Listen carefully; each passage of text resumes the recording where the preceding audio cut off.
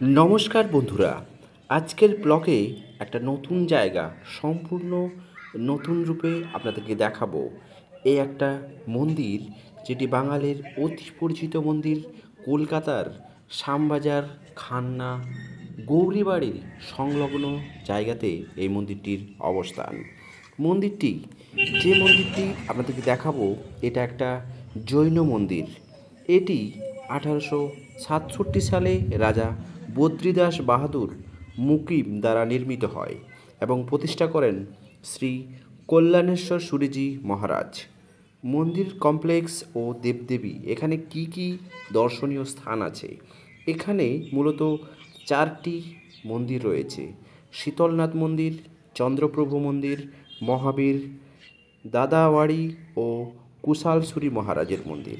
তার মধ্যে প্রথম যে মন্দিরটি শীতলনাথের মন্দির, সেই মন্দিরটি আপনাদেরকে আজকে ঘুরে দেখাবো। পরবর্তী মন্দিরগুলি পর্যায়ক্রমে পরবর্তী সময়ে আপনাদেরকে দেখাবো। শীতলনাথের মন্দিরটি জৈনদের দশম তীর্থঙ্কর শীতলনাথ দেবের একটি মন্দির। মন্দিরের কারুকার্য ব্যবহৃত হয়েছে গ্লাস মোজাইক, আয়নামুক্ত স্তম্ভ, গ্রানাইট গ্লাস জানালা, মার্বেল, ফুল ছাপ করা নকশা অত্যন্ত চমৎকার এবং দর্শনীয়। মণ্ডপে জমকালো ঝাড়বাতি, কালেকশন পেন্টিং, কাঁচ মিউজিক শিল্প মন্দিরের সৌন্দর্য বৃদ্ধি করেছে। প্রাঙ্গণে রয়েছে বাগান, ফোয়ারা, একটি নীরব জলাধার, যেখানে আপনারা দেখতে পাবেন রঙিন মাছ। এই মন্দিরের পুরো মন্দির শিল্প শৈলীটি রাজস্থানী মার্বেল এবং সেখানে মার্বেলের মধ্যে কাঁচ দেওয়া রয়েছে।